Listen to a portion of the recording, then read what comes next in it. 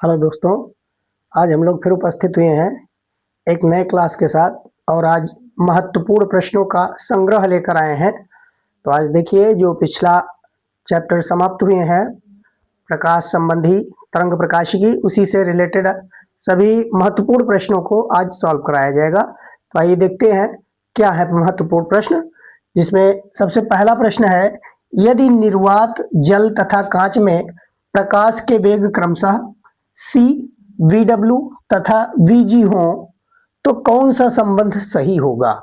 देखिए, यहाँ कहा जा रहा है कि निर्वात में प्रकाश की चाल को अगर सी से लिखें, जल में प्रकाश का वेग वी डब्ल्यू से लिखा जाए और कांच में वी जी से लिखा जाए, तो इन तीनों में क्या सही संबंध है। पहले संबंध में देखिए, ए वाले में कहा जा रहा है कि सी बराबर वी डब्ल्यू बराबर वी जी, मतलब तीनों की चालें बराबर कही जा रही है कि निर्वात में, जल में और कांच में प्रकाश की चालें जो है वो बराबर है हर जगह। तो ये नहीं हो सकता है, माध्यम में जाने पर वेग परिवर्तित होता है।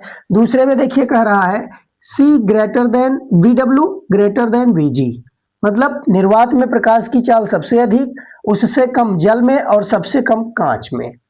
तो और तीसरे ऑप्शन में कह रहा है सी वाले में कि C is less than two V W और V W less than two V G, यानी इसमें ठीक इसका उल्टा कहा जा रहा है कि सबसे कम निर्वात में, उससे ज्यादा जल में और सबसे ज्यादा कांच में।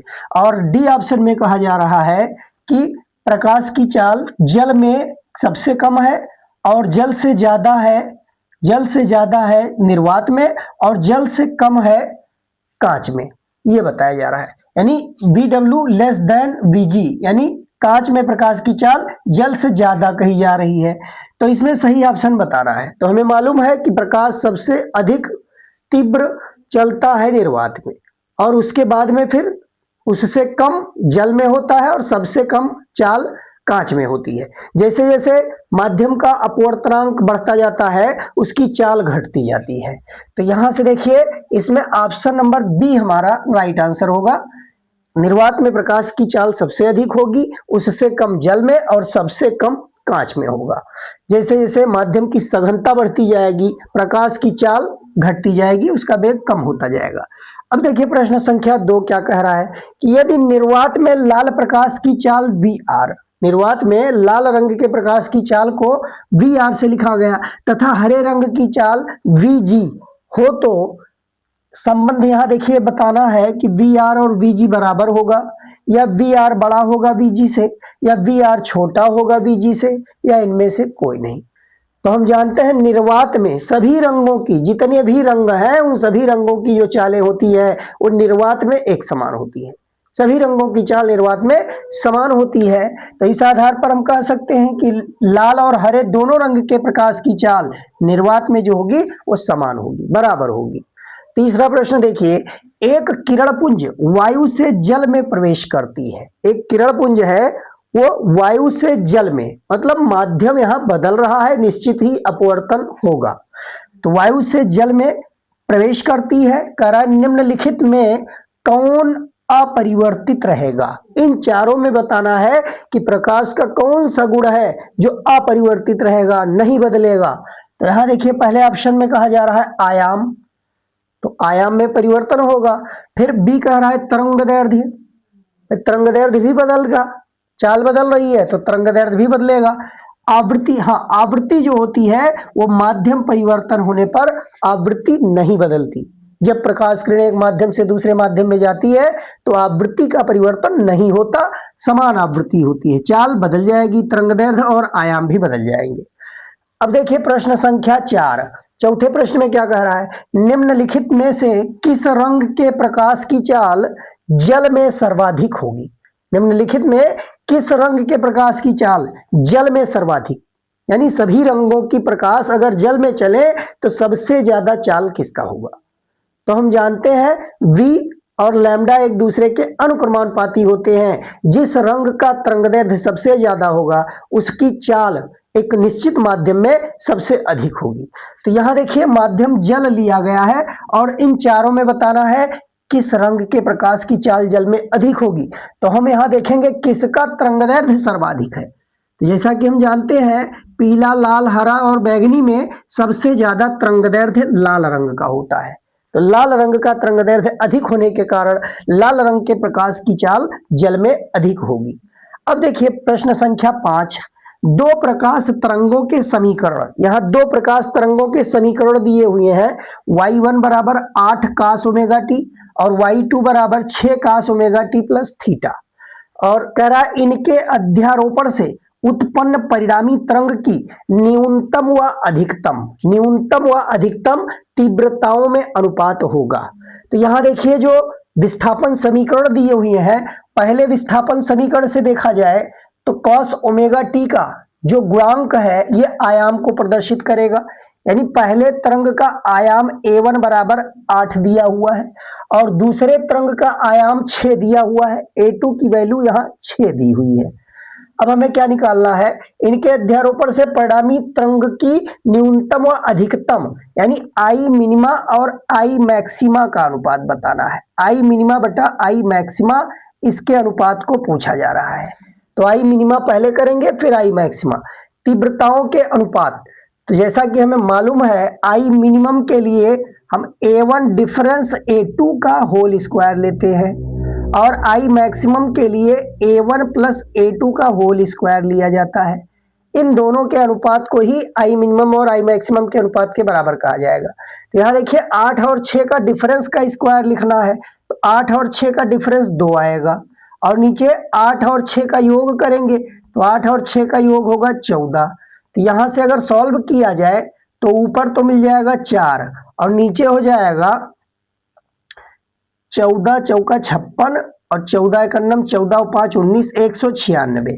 अब इसको 4 से हम काट सकते हैं। 4 एकन्नम 4, 4 चौका 16, 4 नवैया 36 यानी 1/49 या हम कह सकते हैं आई मिनिमा और आई मैक्सिमा का जो अनुपात होगा 1/49 आएगा। यानी ऑप्शन नंबर ए हमारा राइट आंसर होगा।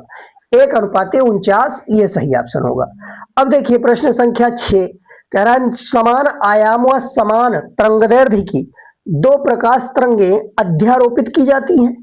परिणामी तरंग का आयाम अधिकतम होगा जब उनके बीच कलांतर है। यानी कलांतर कितना हो कि आयाम हमको अधिकतम प्राप्त हो। तो अधिकतम आयाम कब होगा, परिणामी तरंग का आयाम अधिकतम होगा जब उनके बीच कलांतर है।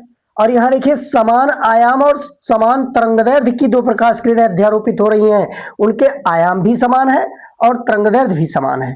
तो यहां हमें बताना है कलांतर कब अधिक होगा। तो जैसा कि हम जानते हैं सर्वाधिक कलांतर जो होता है फाई का मान वो 0 पर प्राप्त होता है। सर्वाधिक कलांतर 0 पर और अधिकतम आयाम कह रहा है परिणामी तरंग का आयाम अधिकतम हो यानी जहां संपोषी व्यतिकरण होगा वहां आयाम अधिकतम प्राप्त होगा। और संपोषी व्यतिकरण के केस में फाई की वैल्यू जो होती है वो 0 या 2 पाई 4 पाई 6 पाई यानी पाई का समगुणज होना चाहिए। कलांतर जो हो वो पाई का समगुणज हो। तो यहां से देखिए पाई का समगुणज यहां नहीं है, ये विषम गुणज है तो यहां विनाशी व्यतिकरण को प्रदर्शित करेगा और संपोषी व्यतिकरण शून्य वाला ऑप्शन मिल रहा है। यहां देखिए यहां तीव्रता जो होगी वो अधिकतम होगी इसलिए आयाम भी अधिकतम होगा। परिणामी तरंग का आयाम अधिकतम तब होगा जब उनके बीच कलांतर शून्य हो। तो शून्य कलांतर होने पर भी आयाम अधिकतम यहां प्राप्त होगा या पाई के समगुणज। अब देखिए प्रश्न संख्या 7 व्यतिकरण करने वाली दो तरंगों की तीव्रताएं I1 व I2 हैं। दो तरंगों की तीव्रताएं I1 व I2 से लिखी गई हैं, इनके बीच व्यतिकरण होगा। फिर कह रहा है व्यतिकरण प्रतिरूप में विपर्यास सबसे अच्छा होगा जब, यानी कंट्रास्ट अच्छा कब होगा। तो कंट्रास्ट अच्छा होने के लिए यह आवश्यक है कि जो अदीप्त फ्रिंज का निर्माण हो रहा है उसकी तीव्रता शून्य हो।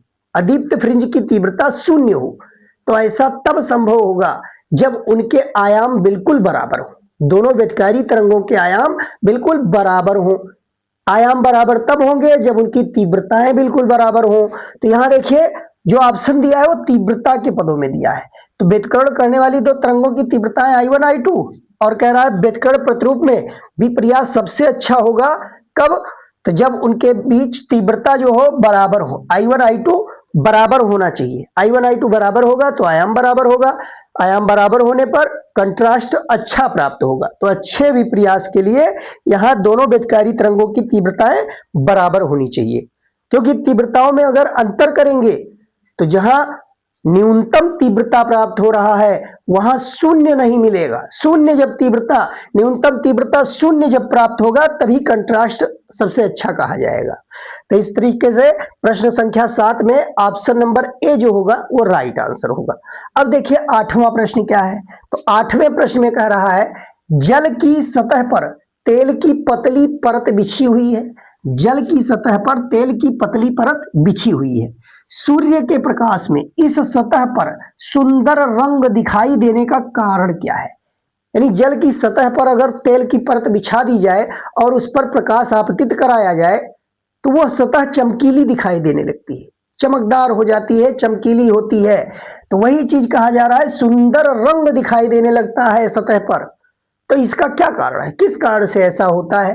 तो देखिए ऑप्शन इसमें क्या कह रहा है। तो पहले ऑप्शन में कह रहा है प्रकाश का वर्ण विक्षेपण, कि प्रकाश का वर्ण विक्षेपण होने से सतह सुंदर दिखती है।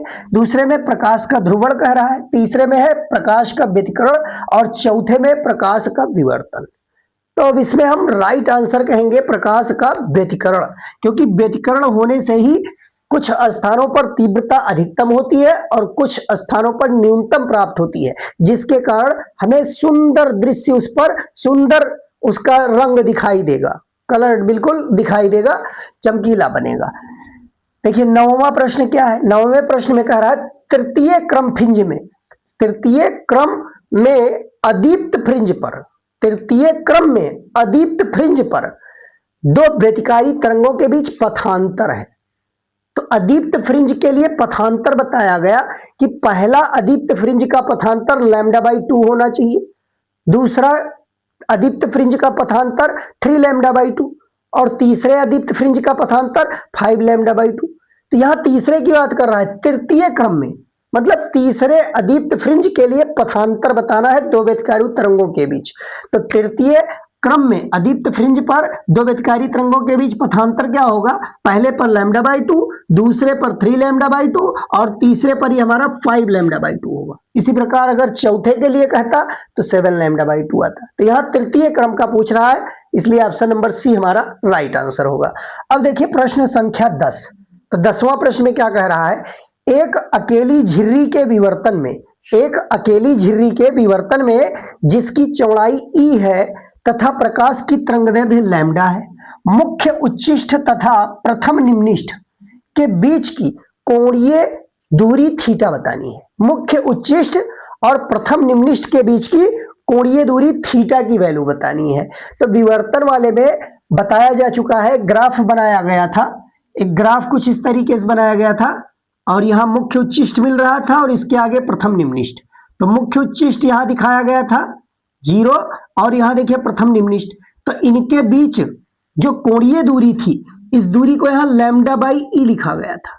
यहां से यहां तक की दूरी λ/e, और जितना दूरी इधर होता है उतना ही दूरी इधर होता है।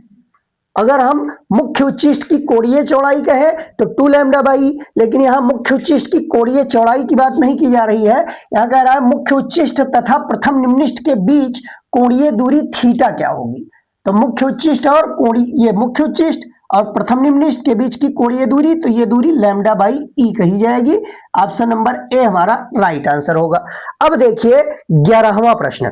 तो 11वां प्रश्न में एक अकेली झिर्री जिसकी चौड़ाई ई है, तरंगदैर्घ्य लैम्डा के प्रकाश द्वारा प्रकाशित की जाती है, प्रथम निम्निष्ठ 60 अंश के विवर्तन कोण पर प्राप्त होता है।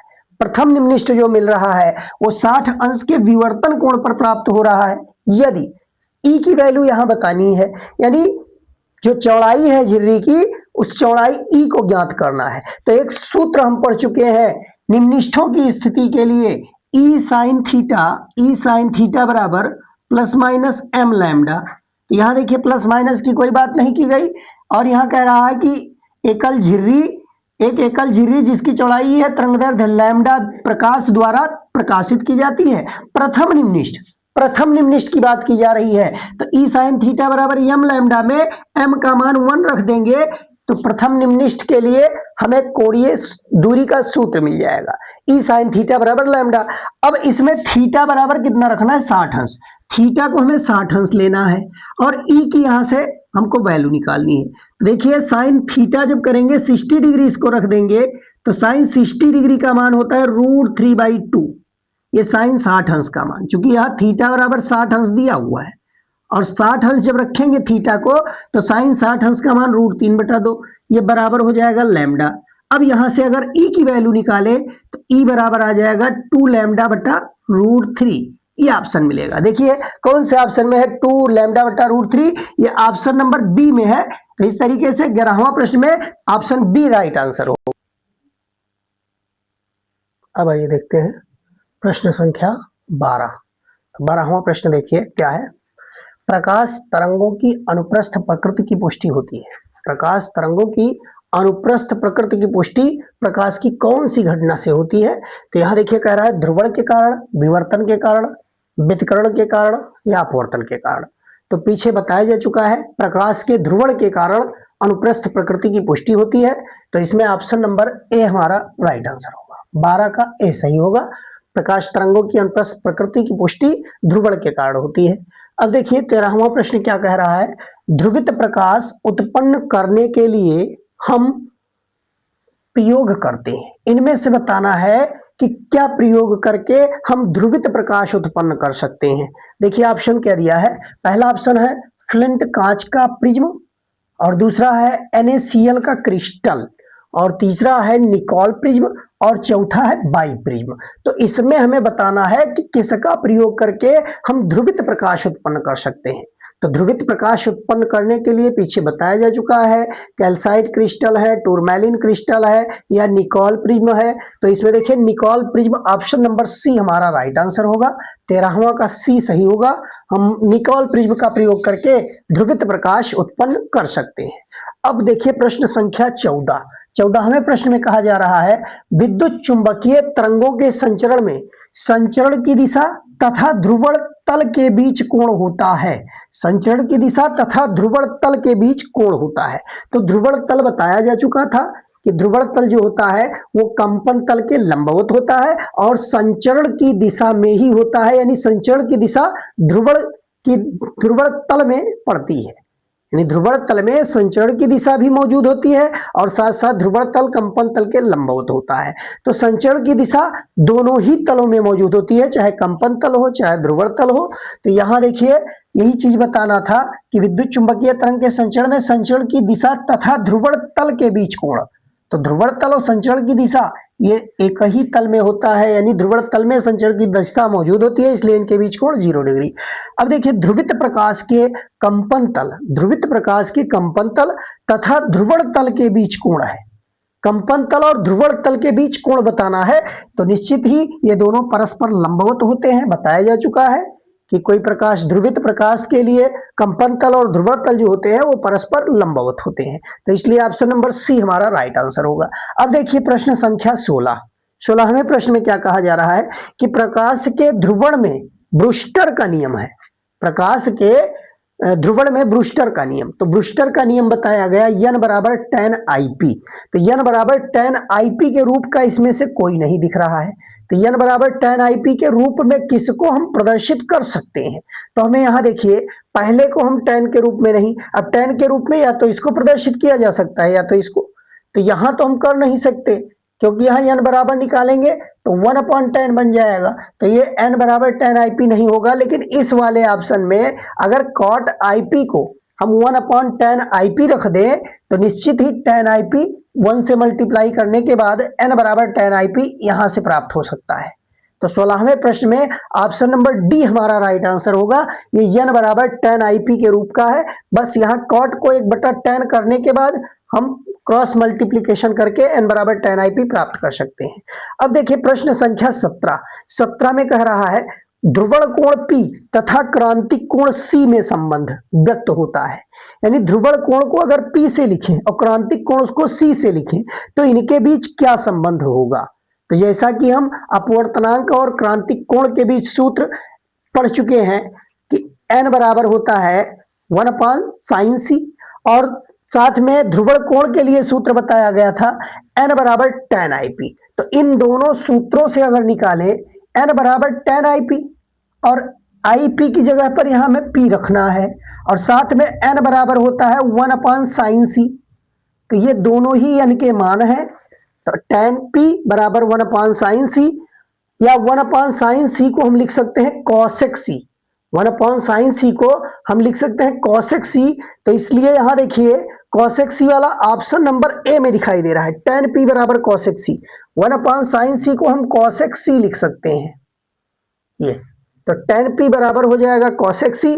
तो इसमें ऑप्शन नंबर ए हमारा राइट आंसर होगा। इसी में tan p बराबर cosec c दिया हुआ है, दूसरे में tan p बराबर sin c दिया है, तीसरे में tan p sec c के बराबर, और फिर चौथे में है ऑप्शन नंबर डी में tan p बराबर cos c। तो इसमें हमें tan p बराबर cosec c जो होता है वही सही होगा। ये दोनों ही n के बराबर है। ब्रूस्टर के नियम से n बराबर tan IP और क्रांतिक कोण से संबंध जो होता है n बराबर 1/sin c। तो इन्हीं दोनों को बराबर करके हम ये संबंध प्राप्त कर सकते हैं। अब देखिए प्रश्न संख्या 18। तो 18वें प्रश्न में देखिए क्या कहा जा रहा है, तीव्रता I का अध्रुवित प्रकाश। कोई अध्रुवित प्रकाश है जिसकी तीव्रता I है, और उस अध्रुवित प्रकाश को कह रहा है एक पतले पोलराइड पर आपतित होता है। यानी I तीव्रता वाला एक अध्रुवित प्रकाश है, वो एक पतले पोलराइड पर आपतित होता है। तो निर्गत समतल ध्रुवित प्रकाश की तीव्रता क्या होगी? तो एक अकेले पोलराइड से अगर कोई अध्रुवित प्रकाश को गुजारा जाए तो निश्चित ही निर्गत प्रकाश की जो तीव्रता होती है वो 50% कम हो जाती है। यानी अगर पहले I है तो निर्गत समतल ध्रुवित प्रकाश की तीव्रता I का आधा यानी I/2 होगा। ऑप्शन नंबर 20 में 18वां में राइट ऑप्शन होगा। अब ये देखते हैं प्रश्न संख्या 19। तो 19वां प्रश्न क्या है, निर्वात में प्रकाश की तरंगदैर्ध्य 6400 एंगस्ट्रॉम है, जल का अपवर्तनांक दिया है 4/3। जल में इस प्रकाश की तरंगदैर्ध्य होगी। देखिए उस माध्यम को लिया गया है जल, और माध्यम का अपवर्तनांक दिया है n की वैल्यू। n की वैल्यू दिया हुआ है 4/3, और साथ में प्रकाश का तरंगदैर्ध्य लैम्डा दिया हुआ है। लैम्डा बराबर दिया है 6400 एंगस्ट्रॉम, ये दिया है। हमें बताना है कि जिस माध्यम का अपवर्तनांक 4/3 है यानी जल, तो जल में तरंगदैर्ध्य क्या होगी। तो किसी माध्यम में जो प्रकाश का तरंगदैर्ध्य होता है वो निर्वात में तरंगदैर्ध्य और बटा माध्यम का अपवर्तनांक इस फार्मूले से निकालते हैं। तो यहाँ माध्यम जल लिया गया है, तो जल में हमें निकालना है। तो जल में तरंगदैर्ध्य यानी लैम्डा W हमें बताना है। तो हम पहले निर्वात में तरंगदैर्ध्य दिया है 6400 एंगस्ट्रॉम, और जल का अपवर्तनांक दिया है 4/3। तो 4/3 से इसको अगर डिवाइड किया जाए तो निश्चित ही ये 3 ऊपर मल्टीप्लाई हो जाएगा, 6400 × 3, और नीचे आ जाएगा बटा 4। तो यहाँ 4 से काटिए, 16 चौका 64, 1600 आ जाएगा, और 16 3 48। तो लैम्डा W बराबर आ जाएगा 4800 एंगस्ट्रॉम। तो देखिए 4800 एंगस्ट्रॉम यहाँ उत्तर आना चाहिए। तो इसमें 4800 एंगस्ट्रॉम ऑप्शन नंबर बी में दिख रहा है। ये 16 है, 48 है, 6400 और 8332। इसमें 4800 ऑप्शन नंबर बी हमारा राइट आंसर होगा, क्योंकि जल में तरंगदैर्ध्य 4800 एंगस्ट्रॉम यहाँ प्राप्त होगा। अब देखिए प्रश्न संख्या 20। 20वां प्रश्न क्या कह रहा है, 5 × 10⁻14 हर्ट्ज। ये 19वें प्रश्न का सलूशन है, और 20वें प्रश्न का सलूशन देखते हैं। 5 × 10⁻14 हर्ट्ज आवृत्ति, आवृत्ति दिया है न्यू से लिखते हैं 5 × 10⁻14 हर्ट्ज, यह आवृत्ति है प्रकाश की, और इसका अपवर्तनांक दिया है n बराबर 1.5 वाले माध्यम में चल रहा है, उसकी तरंगदैर्ध्य होगी। और c का मान भी दिया है, प्रकाश की चाल c का मान 3 × 10⁸ मीटर/सेकंड। हमें बताना क्या है, इसमें तरंगदैर्ध्य बताना है लैम्डा की वैल्यू। देखिए न्यू दिया है, n दिया है, c दिया है, और लैम्डा हमको बताना है। तो हम संबंध पढ़ चुके हैं। अगर हमें चाल निकालना होता तो चाल के लिए है b बराबर c/n, b बराबर c/n। इससे हम माध्यम में चाल निकाल सकते हैं तरंग की। और यहाँ फिर कह रहा है लैम्डा और आवृत्ति न्यू के बीच संबंध भी बताना है। तो एक संबंध यहाँ भी पढ़ चुके हैं हम कि लैम्डा बराबर होता है b/न्यू, लैम्डा बराबर v/न्यू, या v बराबर न्यू लैम्डा, v बराबर न्यू लैम्डा। तो यहां से v बराबर न्यू लैम्डा लगा सकते हैं, इसमें लैम्डा निकालना है। तो चाहे लैम्डा बराबर बी बटा न्यू कहिए या बी बराबर न्यू लैम्डा यहाँ रख दीजिए। तो इसकी जगह पर अगर हम न्यू लैम्डा रख दें तो न्यू लैम्डा बराबर सी बटा एन हो जाएगा। अब देखिए यहाँ से b बराबर अगर निकाला जाए तो b बराबर न्यू लैम्डा लिखा जा सकता है और इस b की वैल्यू यहाँ रख दी गई है। तो b बराबर सी बाई एन और v को हमने लिख दिया न्यू लैम्डा, तो न्यू लैम्डा बराबर सी बाई एन और निकालना है इसमें लैम्डा। तो लैम्डा निकालने के लिए न्यू से भाग कराना पड़ेगा। तो यहाँ सूत्र क्या बन जाएगा, लैम्डा बराबर सी बटा एन इंटू न्यू, ये मिल जाएगा। अब इसमें सारे मान रख देंगे वैल्यूज। सी का मान है 3 गुणे 10 का घात 8 और एन का मान दिया है 1.5 और साथ साथ न्यू का मान है 5 गुणे 10 का घात 8, सॉरी 5 गुणे 10 का घात 14, इसमें 5 गुणे 10 का घात 14 ये मान दिया हुआ न्यू का। अब इन सभी मानों को सॉल्व करना है। कैसे सॉल्व करेंगे, तो देखिए यहाँ से हम 1.5 को 2 बार मल्टीप्लाई करेंगे तो ये 3 कैंसिल हो जाएगा 2 बार में। 1.5 को 2 से मल्टीप्लाई करें तो 3 आ जाएगा। तो यहाँ 2 गुणे 10 का घात 8 मिल रहा है और नीचे 5 है। तो अब एक काम कर रहे हैं, इस 2 को हम 20 बनाने के लिए यहाँ से एक 10 इसमें मल्टीप्लाई करा रहे हैं।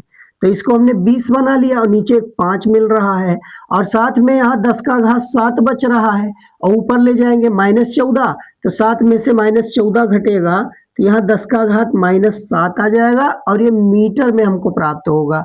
अब यहाँ 5 से 20 को काटिए, 5 चौका 20, तो ये आ जाएगा 4 गुणे 10 का घात -7 मीटर।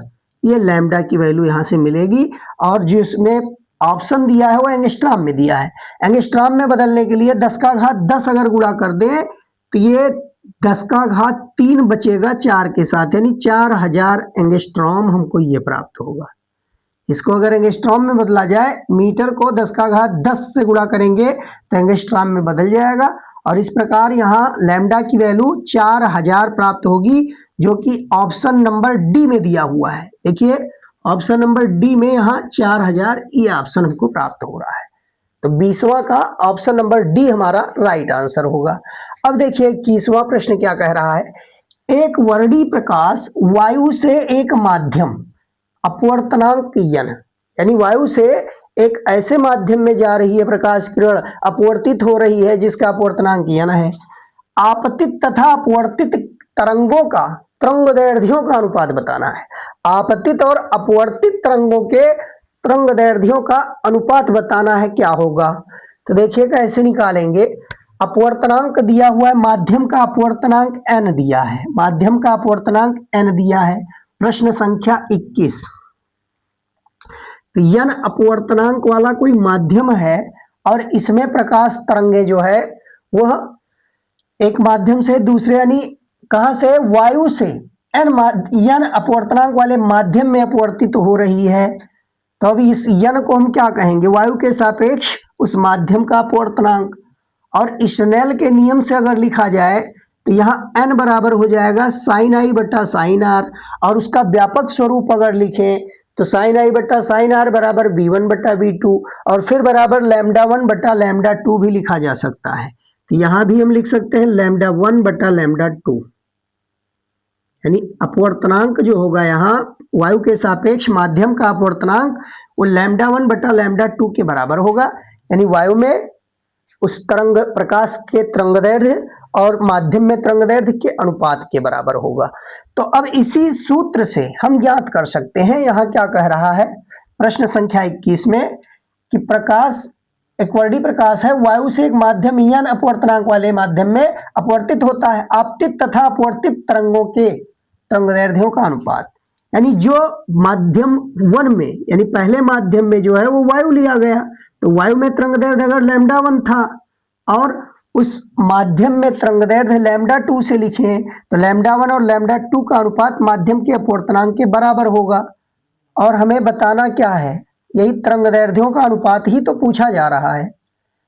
वही कह रहा है आपतित तथा अपवर्तित तरंगों के तरंगदैर्ध्यों का अनुपात, यानी λ1 और λ2 का अनुपात ही पूछा जा रहा है। तो यहाँ से देखिए λ1 और λ2 n के बराबर आया, इसी को अनुपातिक रूप में अगर लिखा जाए λ1 अनुपाते λ2 तो इसको हम n अनुपाते 1 कह सकते हैं, n अनुपाते 1।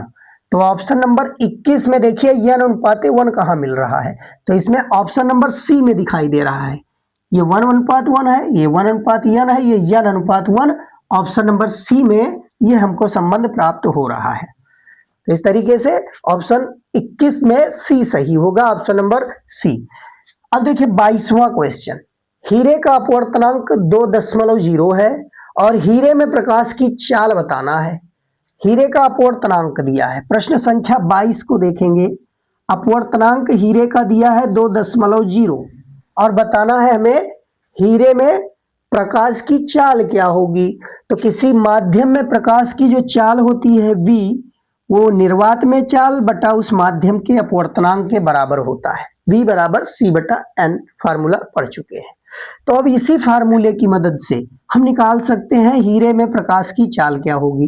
तो c का मान 3 × 10⁸ होता है और n का मान 2 दिया है। तो 3 को 2 से अगर डिवाइड किया जाए तो यहाँ 1.5 मिल जाएगा और साथ में 10⁸ मीटर प्रति सेकंड।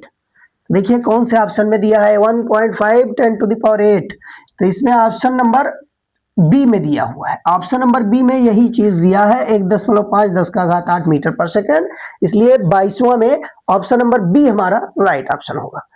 23वां प्रश्न देखिए, यदि व्यतिकरण करने वाली दो तरंगों की तीव्रताओं का अनुपात 16:9 है, यानी दो व्यतिकारी तरंग हैं और उन व्यतिकारी तरंगों के तीव्रताओं का अनुपात दिया है 16:9।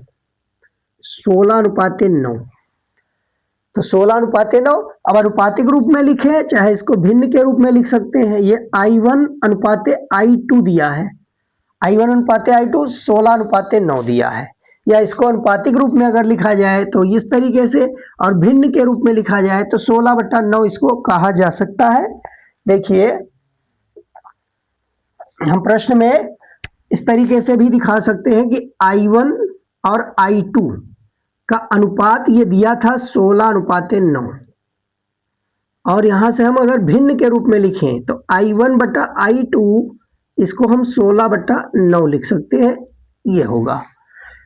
अब कह रहा है इनके व्यतिकरण प्रतिरूप में महत्तम एवं न्यूनतम तीव्रताओं का अनुपात, महत्तम और न्यूनतम तीव्रताओं का अनुपात यानी I मैक्सिमम बटा I मिनिमम बताना है, ये हमको बताना है। जैसा कि हम पढ़ चुके हैं, I मैक्सिमम के लिए √I1 प्लस √I2 का होल स्क्वायर बटा √I1 डिफरेंस √I2 का होल स्क्वायर, ये फार्मूला हम पढ़ चुके हैं। अब इसको और सिंप्लीफाई किया जाए, अगर √I2 को अगर कॉमन लिया जाए तो बाहर I2 निकलेगा और नीचे भी √I2 कॉमन लेंगे तो बाहर I2 आ जाएगा, स्क्वायर लगा हुआ है।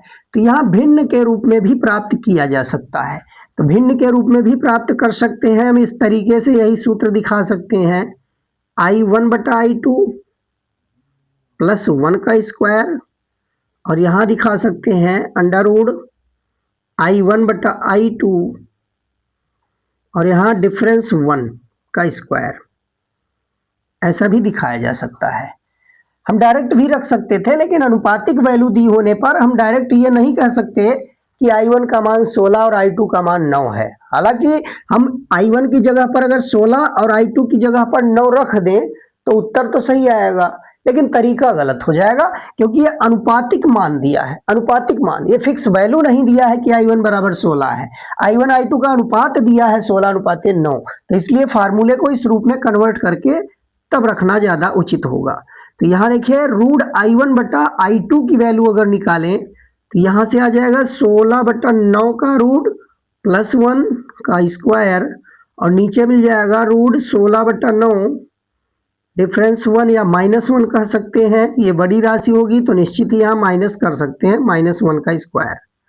अब इसको सॉल्व किया जाए तो यहाँ सॉल्व करेंगे तो ये 4/3 मिल जाएगा प्लस 1 का स्क्वायर, और नीचे आ जाएगा 4/3 -1 का स्क्वायर, -1 का स्क्वायर। और इसको पुनः सॉल्व करने पर क्या प्राप्त होगा, देखिए यहाँ 3 से मल्टीप्लाई यहाँ सॉल्व करेंगे तो 4 3 7/3 का स्क्वायर मिलेगा। 7/3 का स्क्वायर, तो 7 का स्क्वायर ऊपर 49 आ जाएगा और 3 का स्क्वायर नीचे 3 के स्क्वायर से कटेगा। और यहाँ देखिए 4 3 यहाँ मल्टीप्लाई कराएंगे तो 4 - 3 1 आ जाएगा, 1 का स्क्वायर 1 होगा। तो इस पूरे को सॉल्व करने पर ऊपर 7 का स्क्वायर और नीचे 1 का स्क्वायर मिलेगा। तो इस प्रकार अगर इसको अनुपातिक रूप में कहा जाए तो 49/1 ये आना चाहिए, ये आंसर मिलेगा। प्रश्न संख्या 23 में 49/1 उत्तर देखिए कहाँ मिल रहा है। 49/1 के बी ऑप्शन में दिखाई दे रहा है। ऑप्शन नंबर बी में 49/1 ये दिया हुआ है। 23वां का ऑप्शन नंबर बी हमारा राइट आंसर होगा। अब इसी तरीके से 24वां प्रश्न देखेंगे। 24वां प्रश्न में कह रहा है कि यदि यंग के द्विस्लिट प्रयोग में स्लिटों के बीच की दूरी 3 गुनी कर दें तो फ्रिंजों की चौड़ाई हो जाती है। तो देखिए फ्रिंज चौड़ाई स्लिटों के बीच की दूरी पर किस प्रकार निर्भर करती है। यंग के द्विस्लिट प्रयोग में स्लिटों के बीच की दूरी 3 गुनी करने पर, तो हम पीछे सूत्र पढ़ चुके हैं कि फ्रिंज चौड़ाई का जो सूत्र होता है, फ्रिंज चौड़ाई को W से लिखें तो W बराबर होता है कैपिटल D लैम्डा बटा स्मॉल d, ये होता है। जहां कैपिटल D क्या है, कैपिटल D है डबल स्लिट और पर्दे के बीच की दूरी, और लैम्डा प्रकाश का तरंगदैर्ध्य है, और स्मॉल d जो होता है वो द्विस्लिटों के बीच की दूरी, जो डबल स्लिट होती है उन स्लिटों के बीच की दूरी स्मॉल d होती है। तो हमें यहाँ यही देखना है कि जो फ्रिंज चौड़ाई है वो स्लिटों के बीच की दूरी के व्युत्क्रमानुपाती है 1/d के। अब अगर यहां से कहा जा रहा है कि द्विस्लिट प्रयोग में स्लिटों के बीच की दूरी 3 गुनी कर दें, तो स्लिटों के बीच की दूरी 3 गुनी करेंगे तो निश्चित ही फ्रिंज चौड़ाई जो होगी वह घट जाएगी, क्योंकि यहाँ व्युत्क्रमानुपात में मिल रहा है। इसकी जो दूरी है स्लिटों के बीच की उसको बढ़ाने पर फ्रिंज चौड़ाई घटेगी व्युत्क्रमानुपात में। तो अगर इसको हम 3 गुना कर दें, इसको अगर 3 गुना कर दें तब पूछा जा रहा है कि W2 क्या होगा। तो यहां से हम बना सकते हैं W2/W1 बराबर, इसको कह सकते हैं D1/D2। अब W2 हमको बताना है, अब W1 को अगर W लिख दिया जाए, अब D1 को देखिए पहले D था और बाद में इसको 3 गुना करके 3D कर दिया गया है। पहले D1 को D मान लिया गया और D2 क्या हुआ 3 गुना कर दिया गया, स्लिटों के बीच की दूरी 3 गुनी कर देने पर। तो अब यहां से देखिए क्या मिलेगा, D से D कैंसिल होगा, W यहां मल्टीप्लाई कराएंगे तो W2 बराबर W/3, यानी ये फ्रिंज चौड़ाई का 1/3 है, 1/3 हो जाएगा। जो W2 होगा वो पहले वाली फ्रिंज चौड़ाई का 1/3 रह जाएगा। तो 24वां में देखिए कहाँ है 1/3 गुनी, ये ऑप्शन नंबर ए में दिखाई दे रहा है। ऑप्शन नंबर ए हमारा राइट आंसर होगा। अब देखिए आज के लिए अंतिम प्रश्न है 25वां प्रश्न, आज का हमारा अंतिम प्रश्न है। तो आइए देखते हैं ये आखिरी प्रश्न। यदि यंग का प्रयोग वायु के स्थान पर जल में लिया जाए तो फ्रिंज चौड़ाई, देखिए ध्यान से, यदि यंग का प्रयोग वायु के स्थान पर जल में लिया जाए तो फ्रिंज चौड़ाई, तो फ्रिंज चौड़ाई पर देखिए क्या प्रभाव पड़ेगा। तो हम जानते हैं जब प्रकाश किरण वायु से जल में जाती है, वायु से जल में प्रवेश करती है तो उसका तरंगदैर्ध्य जो होता है वो घट जाता है, और तरंगदैर्ध्य अगर घटेगा तो निश्चित ही फ्रिंज चौड़ाई भी घटेगी, क्योंकि यहां से देखिए सूत्र क्या बताया गया, D जो होता है और ये W D λ/D के बराबर। और हम जानते हैं कि अगर यंग का प्रयोग हम वायु के स्थान पर जल में कर रहे हैं तो वायु से अगर जल में प्रकाश किरणें जाती है तो उसका तरंगदैर्ध्य घटता है, और तरंगदैर्ध्य अगर घटेगा, यहाँ W क्या है प्रोपोर्शनल है लैम्डा के, अगर ये घट रहा है, यदि W लैम्डा घटेगा तो W पर क्या प्रभाव पड़ेगा, तो निश्चित ही W भी घट जाएगा, लैम्डा के घटने पर W भी घटेगा, यानी तरंगदैर्ध्य जल में घटेगा, इसलिए फ्रिंज चौड़ाई भी घट जाएगी। तो 25वां में option number A right answer होगा। तो इस तरीके से आज हम महत्वपूर्ण प्रश्नों की, ये 25 प्रश्नों की एक महत्वपूर्ण श्रृंखला थी जो कि बोर्ड परीक्षा के लिए भी बहुत ही महत्वपूर्ण है, या अन्य TGT PGT परीक्षाओं में भी इनसे प्रश्न बनते हैं। तो इस प्रकार आज के लिए इतना ही, अब नेक्स्ट डे फिर अच्छे प्रश्नों के साथ आएंगे। धन्यवाद।